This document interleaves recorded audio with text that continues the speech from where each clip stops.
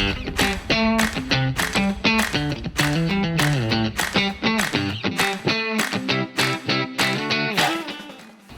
folks, it's Jim with RawHyde Adventures today with a riding tip for those of you who like to take your GS into the backcountry. We're going to talk about how you restart these big, heavy, clumsy motorcycles when you're on a steep hill. It's a challenge for a lot of folks because many people who are buying these bikes are really street riders who haven't developed the sense of finesse with clutch and throttle that they need to ride well in the backcountry. But BMW has provided a couple of aids that we'll talk about. There's a thing called Hill Restart Mode with the new bikes, and then you'd be surprised what traction control can do to help you climb hills. So let's get started. We'll show you a few things.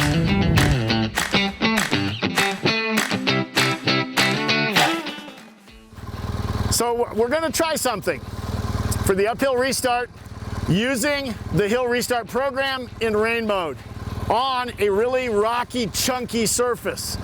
Now, the good news about rain mode is that it limits the amount of wheel spin that can occur, but it's a pretty aggressive wheel spin elimination. So sometimes you may not be able to climb a hill like this in rain mode because you do need the wheel spinning and driving forward. So we're going to test it out and see what happens trying to climb this hill in rain mode after the Hill Start program has released the bike. So the bottom line, if you have to stop on a hill, you must leave the engine running. You just grab a big handful of front brake, squeeze and hold until you see a circle with a capital H appear on the left-hand side of your display. At that point, the bike is locked in place. You can even put it into neutral, as I have just done, and take your hands off the bars. You're comfortably locked in place. So, what we're going to do now is restart. So, to make it easy, I'm going to do the following. I'm going to put this bike in rain mode to eliminate as much wheel spin as I can for this first display. Now, the way this is going to work from here is I'm going to kick it into first gear.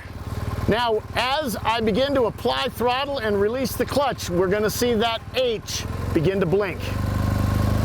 2,000 RPM, a little bit of engine load. There we go.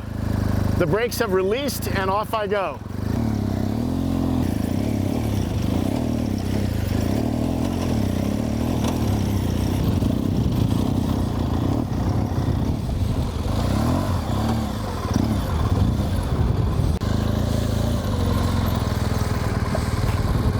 Okay, that was a little awkward. I don't know if you noticed, but it almost sounded as though the bike was dying a couple of times, and I almost lost all my momentum. So on a really rocky, chunky uphill climb, rain mode is not the best way to climb the hill. So now we're going to switch it to Enduro mode, and we'll see how it goes that way.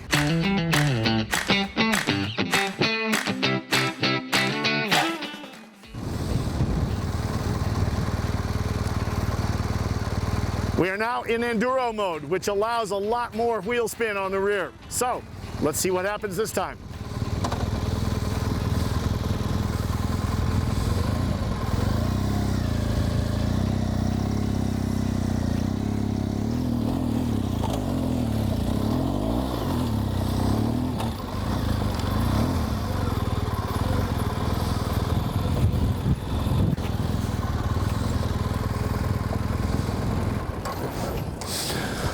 Okay, even with Enduro mode, there is some limitation for wheel spin. It stumbled a couple times going up the hill because the algorithms, the RPM versus the wheel spin, traction control kicked in, stalled my momentum. So now, we're not going to use the Hill Start mode. I'm going to do it the old-fashioned way by just monitoring the clutch and throttle, and let's see how we get up this.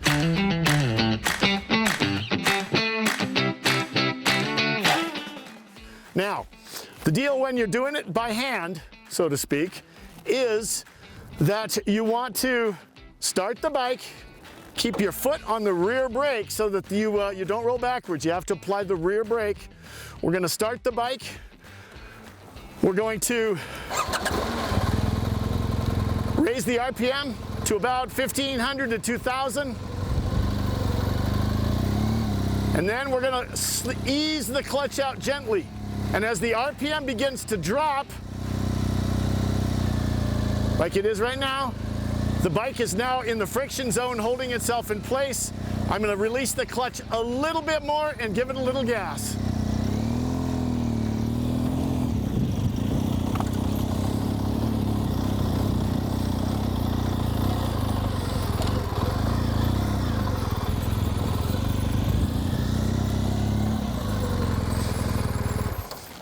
That actually worked best of all.